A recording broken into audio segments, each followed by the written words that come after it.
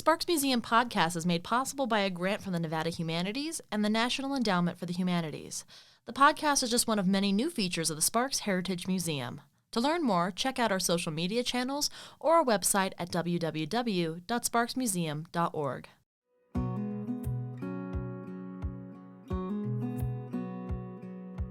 Hello, and welcome to the Sparks Museum podcast. I'm your host and the media manager for the Sparks Heritage Museum, Jessica Johnson.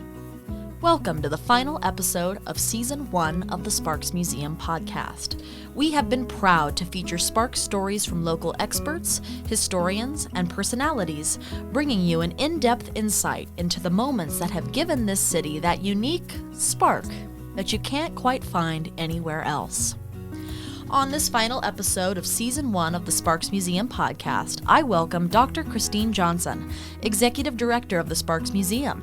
We discuss Christine's efforts in the museum to date and her hopes for the future of the museum and this podcast. Please welcome to the podcast, Dr. Christine Johnson. Hello, Christine. Thank you so much for joining us today on the Sparks Museum podcast. Well, thanks for having me.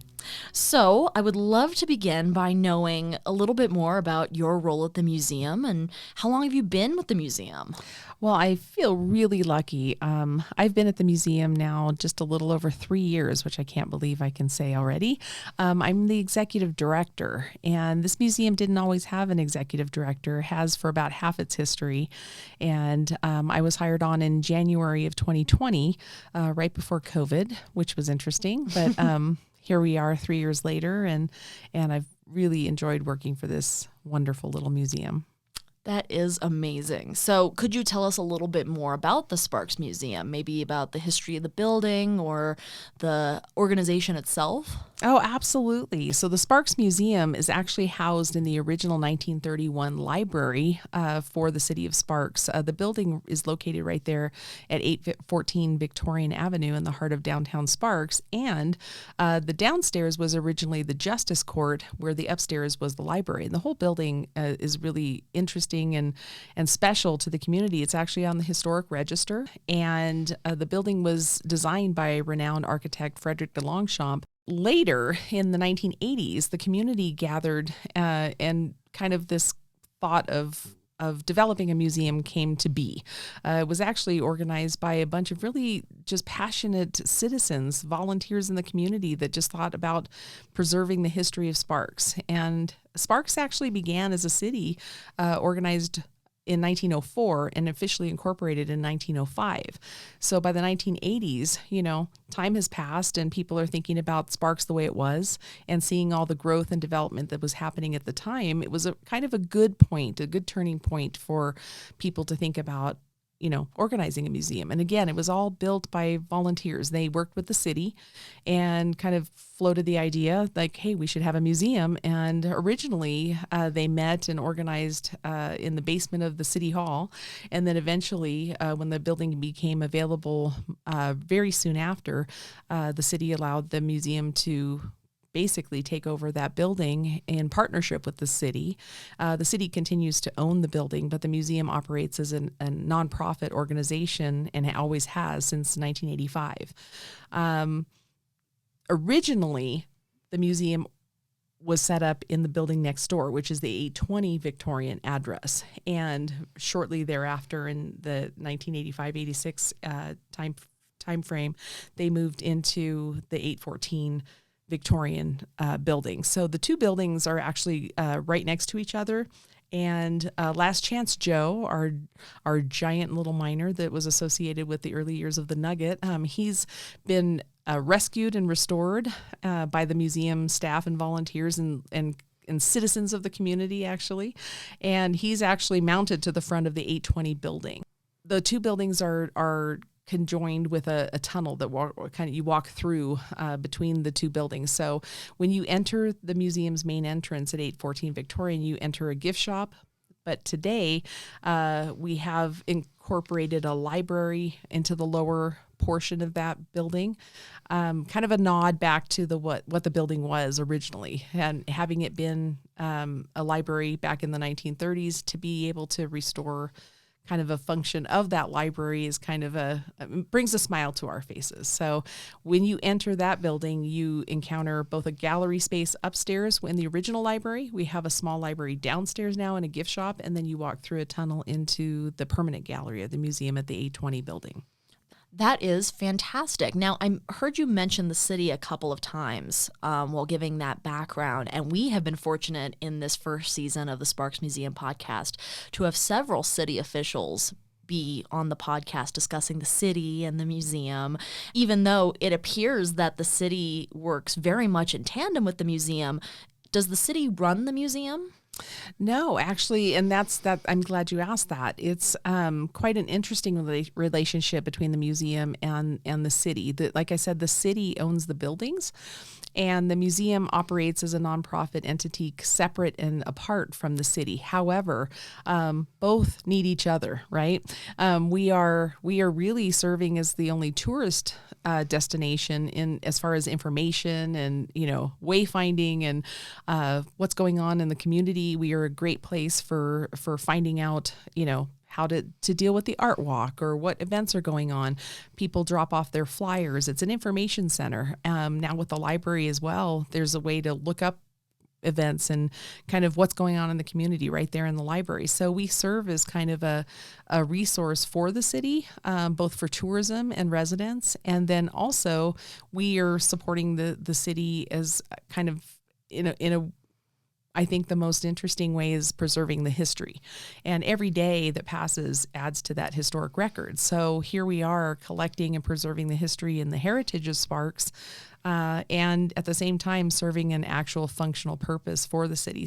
In building off of the idea of the museum serving this function of preserving the history of Sparks, I think that has remained the main purpose of this podcast too. That's the thought process that went into building this podcast, was really finding people who were local experts on these topics to match the history that is already present within the gallery of the museum. So I'd love to hear a little bit more about the themes of the museum. What do you see when you go into the gallery, or what do you experience just overall? What is the museum trying to communicate? Wow, that's great. I'm glad you pointed that out as far as being able to see themes throughout the museum. That's actually how I'm thrilled to have this podcast, actually. The way I understand it, it's actually the only museum-based podcast in our state at this time that we are recording this. And it really was an opportunity to showcase the gallery spaces and our mission statements actually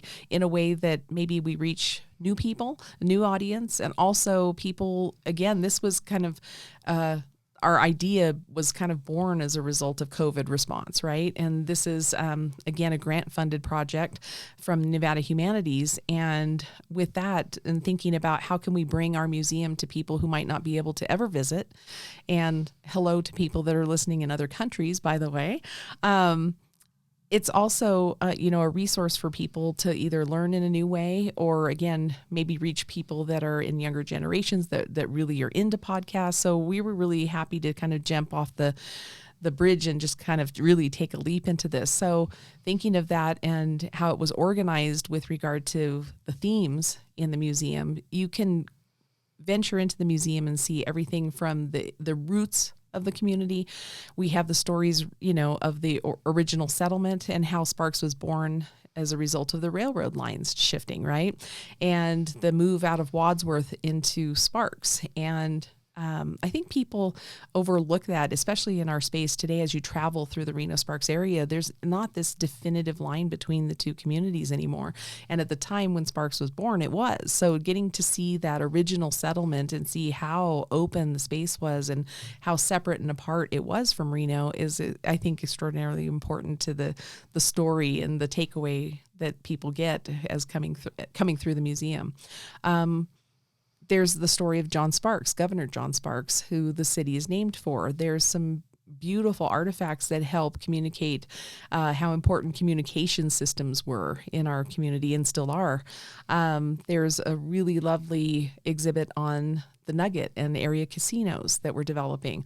We have some beautiful new exhibits that are telling stories in new ways, including the Sparks Police Department, the Lincoln Highway, and some of these speakers that we've had on the podcast have really highlighted those particular exhibits. And we're really proud, again, to kind of be incorporating new stories into the old roots of the museum, which was to collect and preserve the history and heritage of this community. And that history changes all the time because it gets added to. So getting to bring in new, modern stories and complement the older roots of the community in that way, I think it kind of presents this really nice arc of history through this community. What kinds of updates have happened at the museum in the recent past? Well, in the last 3 years, we've seen a lot of opportunities to incorporate some new ideas and everything from this podcast to new spaces in our museum that we developed. Some of it was COVID response. Some of it was opportunity through meeting people and new ideas that are coming forward. People are finding us, rediscovering us maybe, and even with certain departments in the city of Sparks. Like I said, the police exhibit is one of those examples, and that really was a community effort. The library is a wonderful new addition. That is a research center. This is a non-circulating collection, but as a result of COVID, we really were able to dig in during our close time and find out what we had. And what we had was thousands of photographs that document the history of Sparks and the surrounding area, actually. We have hundreds and hundreds of books. We have postcards. We have articles, vertical files with newspaper clippings. And there was an opportunity to bring this to a front-facing way and let people come in and see what we have. We have a beautiful yearbook collection, and that seems to be the most fun for folks, just coming in to see, I need to see this yearbook. My grandpa graduated from Sparks High. Or we have an event and people venture into the library and they find their own yearbooks. It's fun. We have all 3 public high schools and one of the private high schools there in the library, and people can come in and check it out. We also have had incredible community support in developing that library. The Elks Lodge of Sparks donated money that allowed us to purchase the wonderful conference table and beautiful chairs and the solar shades for that side of the building. We were gifted from the State Library and Archives 2 beautiful study carrels, study desks. We were gifted from Computer Corps some computers and super awesome support and updates from the city IT department to make these computers very accessible for folks. And we got a private donation from a very generous individual, which allowed us to buy books and archival resources and materials and a subscription to Ancestry.com and newspapers.com that will be available to the public by visiting our library. And how do people visit the library? How can they access these resources? Well, visitors to the museum can come Tuesday through Saturday presently. Our hours are 10 to 4, and that includes the library. We have open hours of the library at 10 to 1 right now, but by special appointment or just letting us know you're coming in, we'll make it available, of course. Everyone can see it when they come in for sure, but we want to make sure we have folks there that are assisting people if they need help. And admission to the whole building is just $5, $4 for seniors, and kids are free. And if you want to use the library resources, I recommend being a member. Our cheapest membership is $30 is for the whole year, and you can come in every open day and hang out on the computer, research your family, whatever it takes. We're excited about that opportunity. And again, this museum is a nonprofit organization, so everything that we're doing and building here is really in need of support. And that's one way that we get the support is through our paid admissions and our memberships. One of the most exciting aspects for me, I feel like this is becoming one big advertisement for the museum, but you know what? This is the season finale. We can do what we want. One of my most favorite aspects of the membership is the roam option. Could you explain that some more? So there are these kind of network organizations that exist out in space. And one of the things we looked into early on was how to better our membership benefits at all. Right now, people that sign up as members. It depends on the level that you sign up at, but basically you get free admission to all of our general events, our lectures, things like this for the whole year. So it's a 1 year membership is completely worth it as far as your benefits. The higher the levels of membership go, you get different things like bringing in other people, you get tickets to things like this. At the $100 level, we discovered that there was an organization out there called the Reciprocal Organization of Associated Museums. And what it allowed us to do was join this organization, and there were certain requirements we had to meet, which we did. And as a result, we're one of about 400 museums nationwide that if you join at a $100 membership or above, you get a special sticker on your membership card, and that allows you access to these other 400 museums. There's 60 some odd museums in California alone. So the geography was worth it for us. We thought, like, well, let's see if we can join this organization and provide a better benefit for our members. And we've had a lot of people come from California because they found us on the list. So we're kind of getting out there. The visibility is increasing through programs like this for us, but also it's a great benefit to people who do like to travel and see museums when they go places. So looking into the Rome membership might be a great idea if you are a museum lover like I am and you want to go places and see museums when you get there. So that's that you get the Rome benefit if you join our museum as a $100 member or above. That's fantastic. Yeah, it is. It is. We've had a lot of good response. Now, a lot happened in 2022. 2022 was a big year for the Sparks Museum. I feel like in thinking about post-COVID response, that was really the year that everyone was really trying to get back on track. Yeah. And that certainly was the case for the Sparks Museum. So in thinking about the future of the museum, 3 major changes happened to the gallery space, but I think what is so intriguing about them, and we've spoken to this with the guests we've had on the podcast, Michonne Eben, Jim Bonar, and Deputy Chief Tara Edmondson, of all of these new additions have been community partnerships. Can you speak to the 3 new exhibits in our gallery? I'm glad you hit on community partnerships. That's really what I think any museum needs to have as a foundation, and having the opportunity to reach out to different groups of people that maybe we haven't partnered with before or had an opportunity with as a result of, hey, we've got a space, let's do an exhibit, the Lincoln Highway Association sponsoring that exhibit, the police coming truly in force, pardon the pun, to help with the development of that exhibit and share personal things that they had and stories and additions through just labor, bringing in the police, the old jail cell gates that have been refurbished. I mean, it was great to see these kind of community responses to let's tell our stories, And I think one of the greatest additions is a revitalized and a brand new Native American exhibit. That was a partnership with the Reno Sparks Indian Colony, and we're really proud to have worked with this tribal organization in this way to have a modern story told, recognizing that these are people who are rooted in this land and have been here time immemorial. It's a new story and a way to introduce visitors and people who don't know their stories to our amazing indigenous cultures of this region. So having those 3 new exhibits and then a few more now in the works for development in the coming year, 2022 was a big year for the museum with 3 exhibits having been fully redone, and the opening of the new research center, which as we speak is still classified as Nevada's newest library. I understand there's a small library opening down in the southern part of the state that's going to take that title away from us. But we opened that library in October of 22.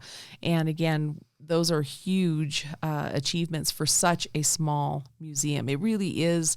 It's the biggest museum in Sparks, but we are also classified as a very small museum. Again, I'm actually the only paid employee there. And this museum has been run for almost 40 years with a team of amazingly dedicated and devoted volunteers. So everything we do is community-based in some way. And really with the volunteers as the vehicle to make all of this happen. Now, building off of that, how do people get involved in the museum? Well, all you have to do is walk in the door. You can call us, you can and email us. We have info@sparksmuseum.org. Our phone number is 775-355-1144. Or you can just truly walk in the door. We're open 10 to 4, and there is always somebody at the front desk smiling and ready to greet you. You can work with our team. We need people just sitting at the front desk willing to talk to people and say, hi, welcome to Sparks. This is what I know about the place. What do you know about the place? It's just a place to talk, to connect, to help people truly just walk in the door, introduce it, and let them go. You can help be part of events. You can work at special things that we do. We have a wonderful Christmas event of local arts and crafts that we celebrate usually the second weekend of December. We need people to sell raffle tickets. We need people to help at, some of the outdoor activities we do during Art Town and things like this. We need people that want to sit in the gallery and explain things to people. We need people to lead school tours. Now, what about for people like me? I know it's a little deceptive since I'm the host of the podcast, but I really do like some of the more technical, quiet work. Is there opportunities to volunteer, perhaps in the archives or in the research center? Oh, absolutely. In fact, that's another thing. If we had more people that wanted to help in the library, we would be open and have it covered the whole 6 hours shifts every day. Right now, we just have it covered for the 3, but really, there really is something for everyone. We definitely need help with cataloging. There's database management. There's all kinds of things that people can do. It's really about finding what someone's skill set is and what they want to do and want to contribute. Quite often, people come in thinking that they want to do one thing and then find out they can do something else. And that's another thing. It's been kind of fun to see people try something new that have been there for a long time as a volunteer and say, well, wait a minute, maybe I want to do that. And really, you won't know until you come in and we show you what's here. And that's the whole point, is this is a community place. This is built by volunteers, and it will continue because of volunteers. And that includes new people finding us, And what I think is so spectacular too is that the volunteer demographic ranges from all ages. Oh yeah, we have had everything from high school students that just wanted to do a project. We have a lot of student interns that come from the university, and then they end up staying. They want to come back and keep their project going or whatever. We have a lot of retired people. We have retired teachers and engineers and all kinds of people that have a different thing that they bring to this team. One of the wonderful things is the amount of hours that people actually find themselves committing to the museum. There are no minimum hours that anybody has to contribute. It depends on the task really that somebody's doing, but it's really, it's just a great place to be. And I've come out to the front desk area and found just people standing out there talking, like a fun little gathering. And yet some of the events that we have, the wonderful lectures and things like that, we have a lot of our own people that come in special just to hear the lectures. So it kind of becomes a little family, and we invite everyone to be part of this because it wouldn't exist if people hadn't thought of this, again, 1980s, and it's still here. So we really want people to connect. And it's my understanding that the museum's volunteerism has been recognized by the Governor's Points of Light Awards. Oh, yes, definitely. The entire museum organization was awarded the Bronze Award for Governor's Points of Light for the organization, the volunteer organization last year. And then this year, one of our volunteers, Dick Dreiling, who I believe was also on this podcast, he won the Lifetime Achievement Award, the Silver Award for 2022. And it was a really great thing to see him recognized. That's another thing that I maybe should mention is that we actually work in partnership with the city to manage the historic train that's across the street, and the Glendale Schoolhouse, which was relocated to Victorian Avenue some years back. And we open those sites to share with school tours, and on Saturdays sometimes the schoolhouse has been open, but for sure when weather permitting, our train is open, and Mr. Dick Dreiling is dressed as a conductor waiting to greet people, and he takes you through a history of the train and transportation during that time. It's a beautiful artifact. It's actually an artifact that you get to walk through. Both of those are, the schoolhouse and the train. So those are other things that people get a chance to see and be part of as both visitors and volunteers. So. Now, we are the only museum in Sparks, but how does the Sparks Museum fit into the larger museum system in the state of Nevada? Oh my gosh, that's actually a great opportunity to highlight some of our friends out there in the museum world. Again, Sparks is a private museum. It's an independent museum. It's not funded by the state or the city or the county per se. The state of Nevada has a big network of state museums. There's 7 museums in that network, but along the path, and it's actually kind of a fun thing to ride the freeways and think about the museums that you find along the way. If you go east to west, there's some wonderful museums in the Reno area. Shout out to the Auto Museum and the Art Museum, and the university has quite a few museums on its campus that are open to the public as well. But heading east, the Marsden House Museum in Lovelock, Elko has the Northeastern Museum in Elko is fabulous. And heading out all across the state are these wonderful gems in their communities. And again, we have museums because people care. People care about the culture and the heritage. They're trying to protect it, preserve it, and share it. And that's what's wonderful.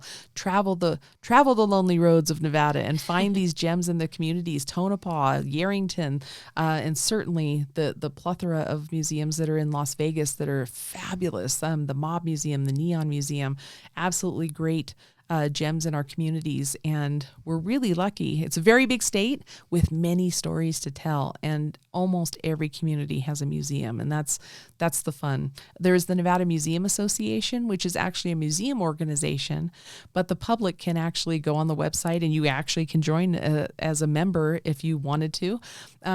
That's an organization that works to connect all of the museums together so we can share information. Some of the smaller museums benefit from the information or resources of the larger museums, that we can work in partnerships, share exhibit ideas, things like this.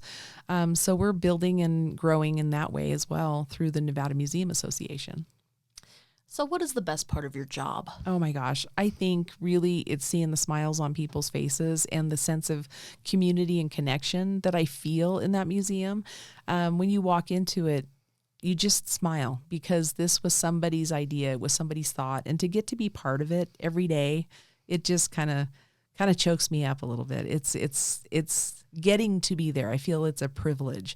I also love those opportunities when I find that one thing, that crazy thing that's in a box that maybe nobody remembered was there, and you say, what is this? And you find out it's, wow, really? That's what this is? And we get to tell the story. And these are the fun parts of the job. Museums are really kind of famous for finding the crazy thing that gets forgotten. And so some of those things have happened for us recently with the evolution of these exhibits and kind of digging deep into the boxes and find out what's really there. The museum collections grow because of contributions as well. So this is another opportunity for anybody in the local area listening is dig into your boxes. What do you have that belongs in a museum? That's actually a challenge we actually ask a lot of the school kids when they come.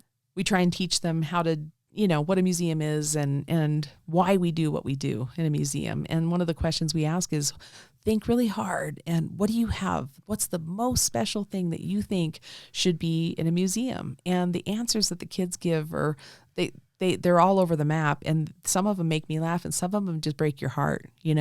I've had children say like, oh, my grandpa's violin. And I've had another child say my necklace. And you think about, wow, that necklace must really mean something to that child to have him think that, wow, that should be here in a museum. So what it is, again, especially a museum like this, which is community driven, it can only continue to grow with the support of the community, whether it's through donations or contributions in this way. So again, collection items are always something that we're looking for. If you have that crazy, awesome postcard that you never knew what to do with, bring it in. Matchbooks, historic artifacts, you never know what you have in those weird boxes in your attic. Now, do you have a favorite artifact in the museum? Oh, boy. I think my favorite artifact, the one I always stop and look at is Bertha the elephant's shoe. We have one of Bertha's shoes that was devised for her to be able to walk on the hot cement, right? She lived in the outdoor elephant pen at the Nugget, which is not far from us, right across the street and down the way. Back in the day, having those elephants walk on the pavement, the cement, they needed protection. And so shoes were created for them. And we have one of the shoes on display. And I just stop and what my favorite part of it is the actual inside of the shoe has casino carpeting from it. So it was like they needed a liner and it was like, well, what do we have? Well, here's some casino carpet. And it just is so poetic that here was this elephant that worked and performed in the Nugget showroom. Of course, there was casino carpet laying around. So it makes me smile. That's a beautiful artifact just for the history of the stuff that's happened in Sparks. But then I think another one that's just really powerful to me is the beautiful dining room set that's on loan to us from the Sparks family of Governor John Sparks, that was actually part of his home, and the dining room set was preserved and then loaned to the museum. And that's another one when I walk by and I think, wow, one of our governors sat there. It's kind of powerful when you walk by and think of things that way and you picture people using the things. Yeah. What are your hopes for the future of this museum or possibly this podcast? Well, I would actually like to see it kind of continue on the trajectory that it has been on, which is almost unmanageable if you think about all that we accomplished with such a small group of people in the last, 18 months, really. I think revitalizing exhibits is always useful because it allows us to incorporate more artifacts, tell new stories, reinvent, the whole experience for the visitor. We are constantly trying to find new and innovative topics for lectures and programs. We're building our community partnerships, things like this. And I really just think the thing that would be best for the museum is that more people find us and more people start supporting the museum, because it can't continue without you. Well, I think that is the perfect way to end this portion of the podcast. But for the final time of season 1 of the Sparks Museum podcast, it is time for the big 3 questions. Oh, no. These are the 3 questions that I ask every guest. And the first question is, what sparks you about Sparks? What makes it a unique place to live, work, or even just visit? Oh my gosh. I think right off the bat, what I would say is just that feeling of community, whether it's a giant event like the rib cook-off or whatever's going on hot August nights, things like this. I mean, people are just happy. It's just a great place to be. It feels small, even though it's growing. And I think that's what's kind of made Sparks special all along, is that sense of family and community. You have new people moving into the area, but you also have people that can claim, 4th, 5th generation of connection to the space. And it's a wonderful blend of so many people. I don't live in Sparks. I have to admit that. But I feel connected just getting to be part of this museum and seeing the life exist within it and around it. It's a really exciting thing, and I think it's unique in this way. Do you have a favorite moment from Sparks' history, or perhaps have a personal memory from Sparks? I think, wow. I mean, I've always been a supporter and gone to so many events and different things that have happened. But I think probably my favorite memory that's kind of burned in my brain is, as a kid, my mom would drive us. I don't know if it's because we drove her crazy or what was going on, but she put us in her VW bus and she would drive across the freeway going east. And we had one shot to look out the window and see if we could see Bertha and Tina. And she would say, get ready, get ready. And again, back in the day, there was no seatbelts. We were running around a VW bus and we were just glued to the windows. And it was the greatest thing in the world to get to look out the window and pass the elephant pen and get to see Bertha. And we would scream and scream. We got to see Bertha. And I did later in life, in a much slower pace, get to see actual Bertha and pet her. And it was a wonderful experience dealing with that elephant. But I think about that driving by the Nugget in a VW bus screaming about Bertha the elephant. It was super fun. And truly, I think so many people in the whole Reno Sparks area connect and remember Bertha well. And it's a crazy thing. Who would know, that the elephant was at a casino, but that makes me smile. And lastly, hearkening back to that question posed to school children about items that are museum worthy, is there an item that you have either in your personal collection or one that you can think of historical value that you believe belongs in the Sparks Museum? Gosh, well, I'm not in possession of anything that I think would add to the museum's story or collection, but I know that there's a lot of things out there that would help really grow the museums. In fact, that's one of our ideas, is to have kind of a community exhibit, bring in what is Sparks to you, and whether it's pictures or things or buttons or magnets or something that somebody collected. It might be a fun way to celebrate Sparks in a very community driven way. I know there's a couple of museums that have particular artifacts that relate to this John Sparks family, and that would be really neat someday to have those on exhibit at some point. Kind of collect the things that we don't normally get to see, maybe. And again, some of this is living in people's attics and basements and all of that. But yeah, I don't have anything particular of my own, but I know that there are treasures out there that I would love to collect and have at one point all together at the Sparks Museum. Well, that is fantastic. So many exciting things on the horizon, and I am so grateful to have been a part of helping to tell the Sparks story through this podcast, and hopefully we can keep it going for a second season. Can I just tell you the response that I've had to this podcast, people calling, people sending emails, thanking us for doing it, and also complimenting you as a host. And I really wanted to make sure I say that here. You've done a fabulous job. It's been a comprehensive journey through our museum, through its topics, and connecting to the exhibits that are in the museum. And again, maybe they change, but that's what season 2 will be for, right? Yes. Thank you for everything that you've done. And I think that this is a wonderful addition to kind of a new way of reaching people. And I think it's been fabulous. Thank you. It has truly been my pleasure. And to our listeners, if you would like to hear more of the Sparks Museum podcast, please let us know. You can rate, review, and subscribe. And those numbers alone let us know that there is enough interest to generate a second season, many more Sparks stories to be told for the future. Absolutely. Thank you so much for being here with us on our season finale, Christine. Thank you. Thank you very much. And come visit the Sparks Museum.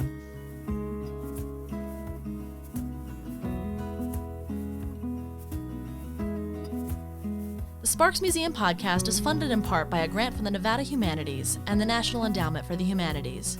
It is produced and recorded at the podcast recording studio at Sparks' own AntSpace Co-working Entrepreneurial Hub, a place for entrepreneurs, made by entrepreneurs. We really want to get the word out about our brand new audio series, so please spread the word about our new podcast by taking a moment to rate, review, and share this episode. Do you have a favorite story of Sparks that you want to hear on the podcast? Email info@sparksmuseum.org to share any recommendations. We would love to hear from you. We also invite you to visit the Sparks Heritage Museum on 814 Victorian Avenue. The museum is open Tuesdays through Saturdays from 10 a.m. to 4 p.m. Please come visit and be a part of our ongoing efforts to tell the Sparks story. We'll see you next time.